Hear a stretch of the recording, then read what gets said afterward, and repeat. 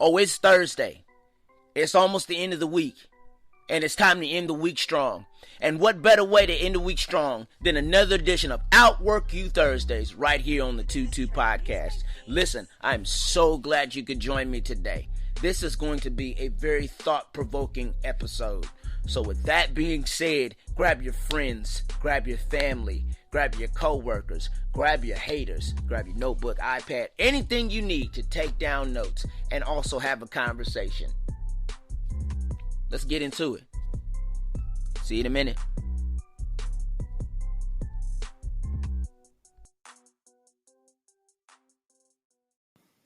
Have you ever wanted to record a podcast but didn't know the way? Well, I've got good news. Let me tell you about something. It's called Anchor. And Anchor is the easiest way to record a podcast. Let me explain. It's absolutely free. There's creation tools that allow you to record and edit your podcast right from your phone or your computer. Anchor will distribute your podcast for you so it can be heard on Spotify, Apple Podcast, and many more. You can make money from your podcast with no minimum listenership. And it's everything you need to make a podcast in one place. So here's what I need you to do. Please download the free Anchor app or go to Anchor FM to get started. One of the hardest conversations to have is the conversation about your own mental health.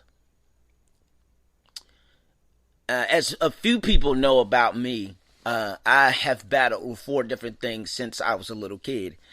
That is attention deficit disorder, attention deficit hyperactivity disorder as well, ADD and ADHD. And as far as a lot of people have known that about me, but very few people know that I also have dealt with anxiety and depression as well. And it's easy to have a conversation with a friend of yours about it. And it's a lot easier to do that than it is to have the conversation with your family. Sometimes you feel hopeless sometimes because you want your family to understand what's going on with you, but oftentimes you are met with a lot of deflection, comparing and contrasting, and in some cases gaslighting. And what also makes it difficult is I am a male and I'm a black male. I'm a young black male who oftentimes has problems sharing how he feels, and sharing what's going on with him emotionally, because it is out of fear that no one will understand, or that you will get the phrase, man up, stop crying, stop complaining, or stop whining about what's going on in your life. You're a man, and men don't do this. I know I did an episode about men don't do A, B, and C, and that's all part of, in some cases, it can be toxic masculinity, but it also can be just a toxic family dynamic. I have battled through I'm just going to say this, that the anxiety and depression didn't just come all of a sudden. It just didn't happen.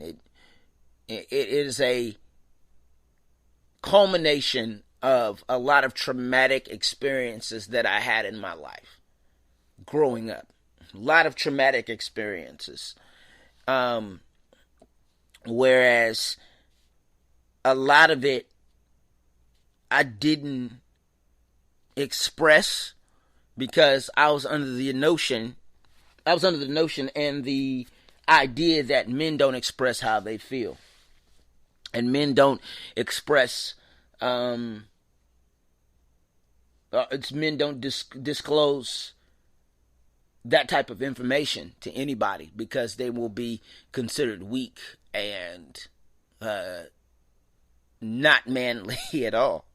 And so this year has been that year where I haven't had the opportunity to hide my issues and the things that I need healing from behind stuff, behind events, behind going places, behind traveling, behind having speaking engagements.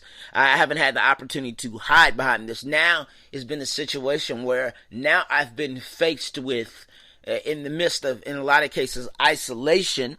I've been faced with the reality that I need to get healed from this stuff. There's some things that I need to get healed from that psychiatric help won't, having a psychiatric evaluation won't cure. I got some things that medicine won't help. Sometimes I just need to face, and this is for somebody right now who's dealing with this and dealing with the issue of not being able to talk to anybody. Let me tell you something. Sometimes in the midst of having people that don't understand what's going on with you and refuse to understand what's going on with you, sometimes you have to learn how to face your fears and give it to the Lord. I tell you what, prayer has made all the difference for me. In the past year or so, just trying to figure out what it is. What's that one thing that I need to get rid of? What is that one thing that has plagued me that I suppressed for so long? I promise you, if you take things to the Lord, I promise you it will make things. It doesn't make the battle. It doesn't mean that you won't be in a battle. It just means you will have the strength to fight. You will have the strength to overcome. It doesn't mean you're not going to have any battles. Ironically, today, on my Bible app, one of the verses, the verse of the day was Isaiah 54:17, and it was, "No weapon formed against me shall prosper, and those who rise against me in judgment shall be condemned." And basically, I heard a song, the song that said, "The weapons may form, but they won't prosper." The weapons may form. Anxiety may come, and it might try to take you out, but it won't prosper. You have to learn how to sometimes go, you know what, enough is enough. I'm tired of being beaten down by depression and anxiety. And I'm going to get back to having that conversation with your family in a minute. But I just need to let somebody know that the weapons that have formed in your life will not prosper. There's a reason why you're still here. There's a reason why you're still breathing. There's a reason why you haven't taken yourself out yet. It's because there's a plan and a purpose for your life that is amazing. I said the same thing. I always wondered why I was still here, why I hadn't taken myself out, why I haven't done a certain thing. And that's simply because I had to learn and value and understand that there was a purpose for my life, and that's the reason why I'm here. God has a plan and a purpose for my life to help others get through any storm, help others get through the storms in their life based on my experience and based on what I've gone through in life. Just because the weapons form, just because depression wants to jump out and wants to tell you to quit, give up, jump off, do whatever it takes to do it, just because it wants to tell you to do a certain thing, to go back to a certain addiction that you had, just because it forms doesn't mean it will prosper.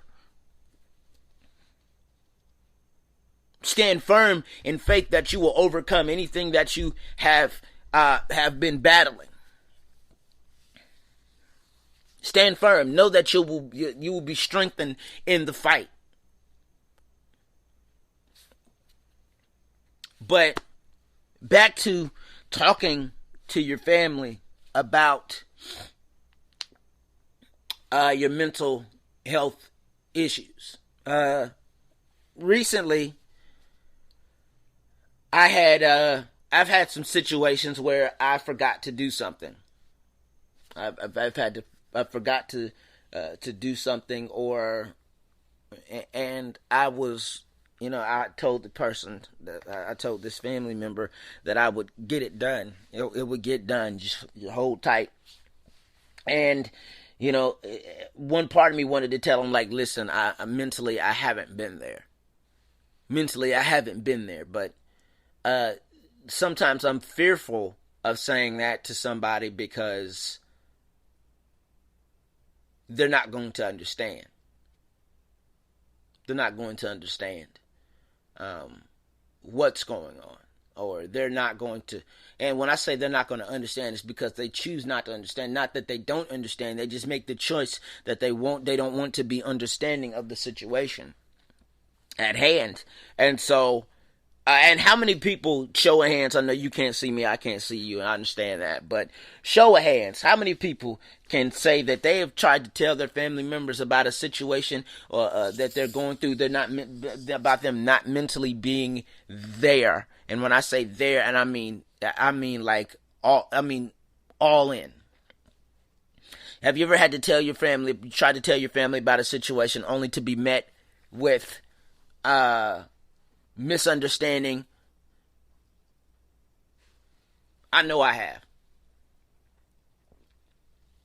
And so oftentimes when that happens, we're also not only met with misunderstanding, now when we're faced with an opportunity to tell our family members about what we're going through on that day, we're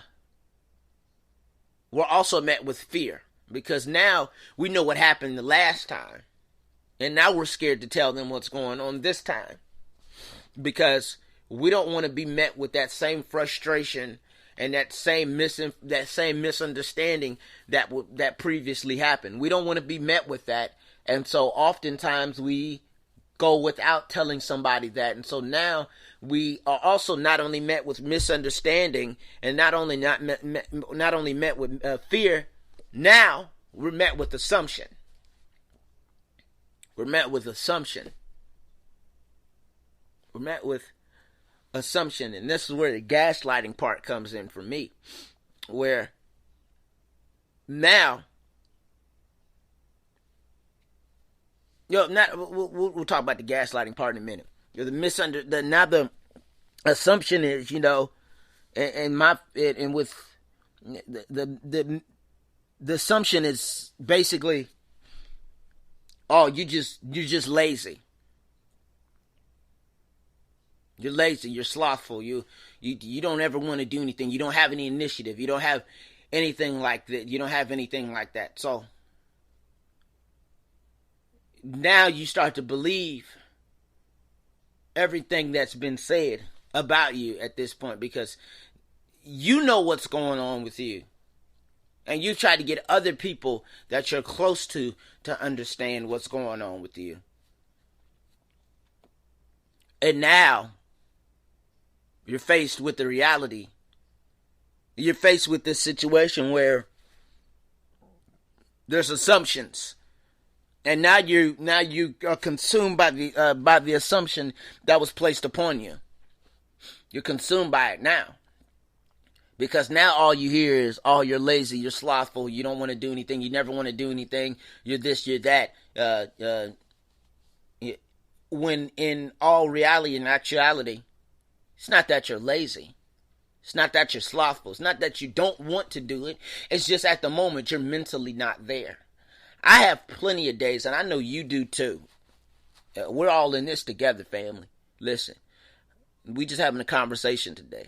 I know there have been plenty of times where you just said, listen, I'm not there. I'm just mentally not there to do this. I had that day yesterday. I had that day. I was just not there. And I didn't feel, I just wasn't there. And so oftentimes when we tell our family, when we're just not mentally there, there are some families that are understanding of that. But there are other times, and this is not to dog out anybody's family. This is not even to dog out my family. I just want to talk about my experience. Sometimes they're understanding. Other times it's just like, oh, well, you don't want to do anything. What's wrong with you? You're lazy and this. That's what happens. So we've been met with misunderstanding or misinterpretation. We've been met with fear, and we've been met with assumption. All in one. And so, also, having that conversation oftentimes gets met with comparing and contrasting. I had another conversation one time, and I was talking about, and we were talking about how long it took me in college. It took me a while. It took me a little bit. I'm not even gonna lie. I'm not a scholar. I wasn't a scholar. I ain't gonna say I was. I got through it. Still got some stuff I want to accomplish though. But I'm having a conversation about college, and I had to tell somebody. I was telling this family member, you don't understand that I had mental breakdown. I had a mental breakdown. There was a lot going on. There was a lot going on in my life at the time. And when I say I was having a mental breakdown, I mean it was like I was in class, but I wasn't there. I was on campus, but I wasn't there. I was around my social circle, but I wasn't there. It was so bad. And so, for a little bit, I just quit. I gave up for a little bit. I eventually got back to it, but I just mentally just wasn't there. And the breaking point for me was I was dealing with the stresses of school. I'm just telling you the story before I tell you the response to what I said. I was dealing with the mental toil, the turmoil mentally involving school. I was dealing with, being cheated on at the same time, and I was working several jobs as well. And this isn't. And some people are better at this than others. But at the time, I wasn't great at managing my time and managing things. Period. And so this breaking point was I just got broken up with. I ended up getting really, really sick. My resistance, because of the issues that I was having, the mental breakdown that I was having, I ended up getting really sick. And when I say I got so sick that at the time I was about 165 pounds. I think I may or may not have told this story on here, but I was 165 pounds at the time. I dropped about 32 pounds. I was at my lowest weight since my freshman year in high school. You could see it in my face. You could see it, you could definitely see it in my face. You could see it on me, period. Where I was gaunt. I was sick. I was in bad shape, mentally, physically, just in horrible shape. And I said to myself, enough was enough. I had to get to a point where I said, I can't do this. I can't be in this place any longer. I can't I can't allow a situation to cause me to get this sick and lose this much weight.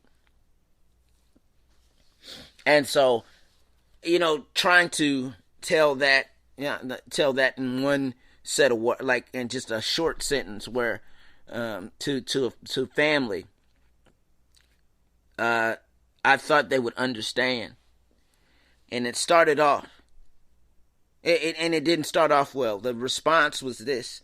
And it was a thing about comparing and contrasting. Well, I had this going on and I had that going on, but I still did this. And the one thing, a person that is still dealing with some issues in their lives, the last thing they want to hear is about what you did, and what you did. Compare. The last thing we want to hear is a comparison and comparing and contrasting. That's the last thing you want to hear. Because when it all comes down to it, you're not going through what I'm going. It's like you want to say, but you're not going through what I'm going through. But then you don't want to play that ping pong match of comparing and contrasting. You're not trying to pad stats and make your situation bigger than the other. And the greatest and the saddest thing about talking to your family, sometimes that they magnify their situation a lot. They try to magnify their situation over yours. They make their situation bigger over yours because they're doing more stuff and they have more things that they're dealing with. But that doesn't, and I want to say this to somebody. I just want to say this to somebody. Do not allow anybody to make your situation seem like it's nothing. Just because it's small to them doesn't mean it's not big to you. I'll say that again because somebody needs to hear that. Just because the situation that you're in is small to them, they think it's minuscule. They don't think it's that much. It's not all of that. Just because they think it's small doesn't mean that you should think it's small. If it's big to you, fight the giant. Just because it's not a giant to them doesn't mean it's not. Stop allowing people to minimize your situation.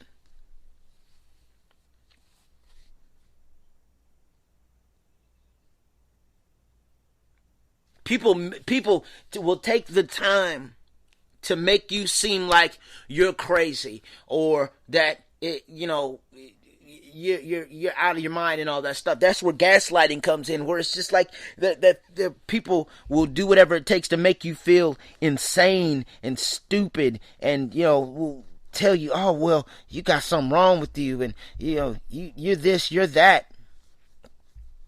Gaslighting is a thing that hurts so bad, and I'm going to read the definition of gaslighting because I don't know if anybody's ever dealt with this. We're hearing a lot of that this year involving gaslighting. And it's a manipulative someone by psychological means into questioning their own sanity. It's a form of psychological manipulation.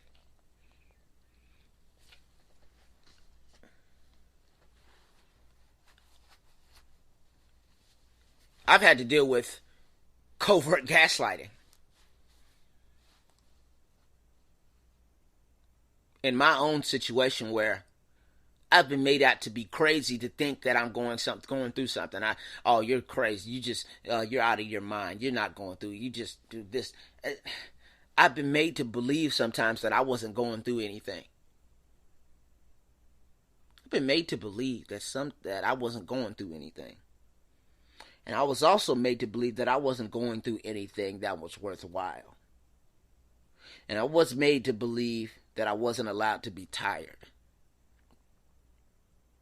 Has anybody, this is for young folks, it's for millennials, it's for young folks, have you ever been told you're too young to be tired?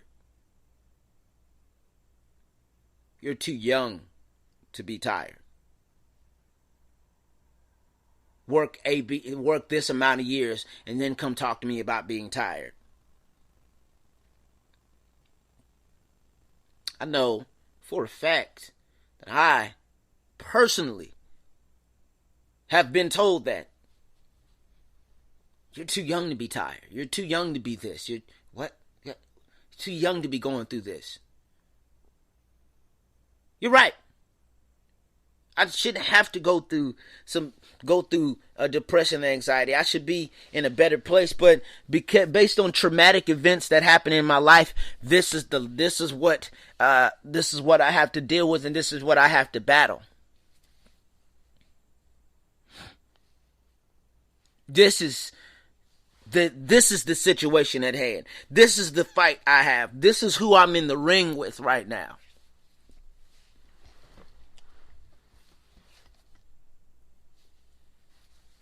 And another thing, to any millennial right now that has been told they are too young to be tired. It is okay to value rest. It is okay to try to mentally recharge. It is okay to just go, I need to breathe. I need to nap. I need to sleep a little bit. That don't mean sleep for 3.5, 4 days. I mean, get up, get some fresh air, get outside. But sometimes it is okay to recharge and sleep. I've learned the value of taking naps in 2020. I have learned the value of I pay for it on the back end in the middle of the night where I should be asleep and I'm still up watching YouTube, watching somebody watching a video game playthrough. I pay for it on the back end. But sometimes those midday naps are the absolute, they're just glorious. They're just so amazing. You don't understand. So, take naps, y'all. And stop allowing people to minimize your situation.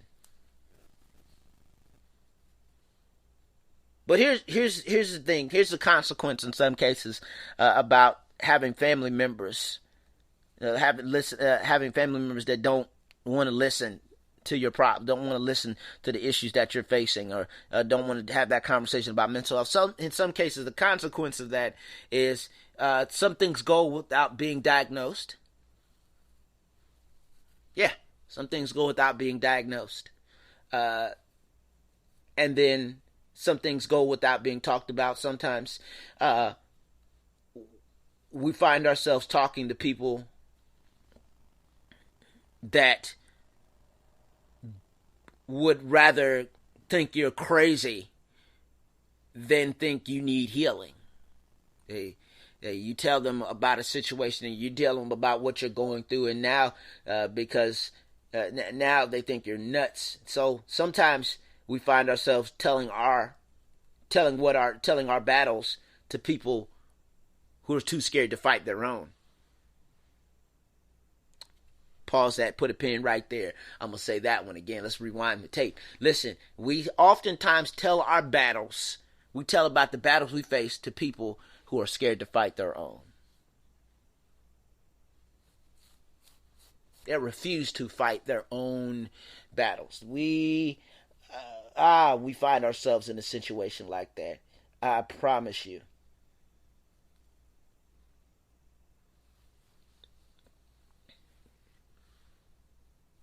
It is by far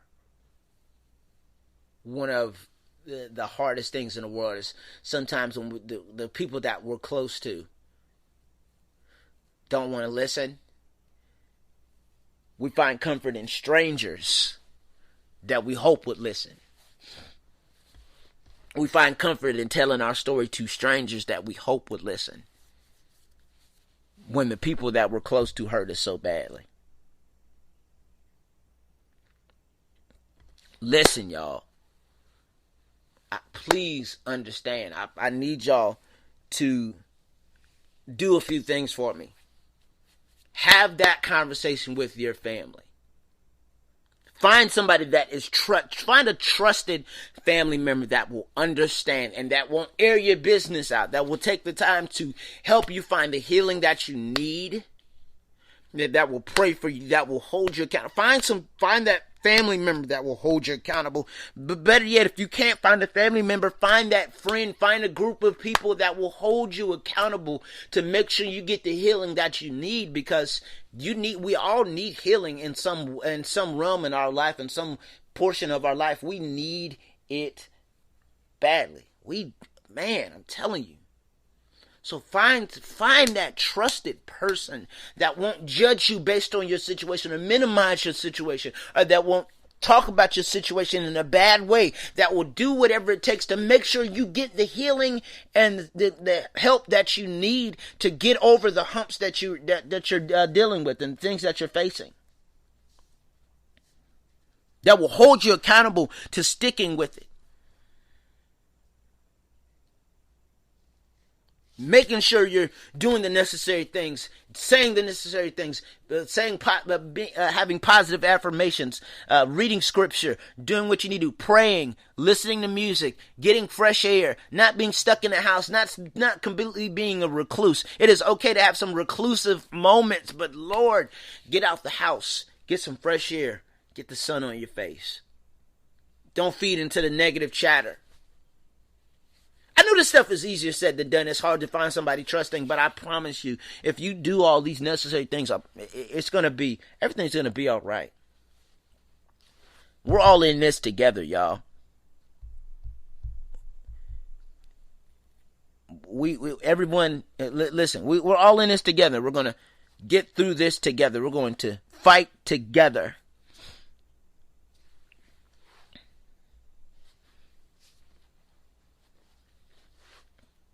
But make sure you do the necessary things to make sure you release what you're battling each and every day. I promise you, you're going to make it out greater on the other side. I hope you enjoyed today's episode. Don't forget to follow me at AlexJ_live. That is AlexJ_live on Instagram. And also follow the show page on Instagram at 22_podcast. That is 22_podcast. We'll see you soon. Thanks for joining.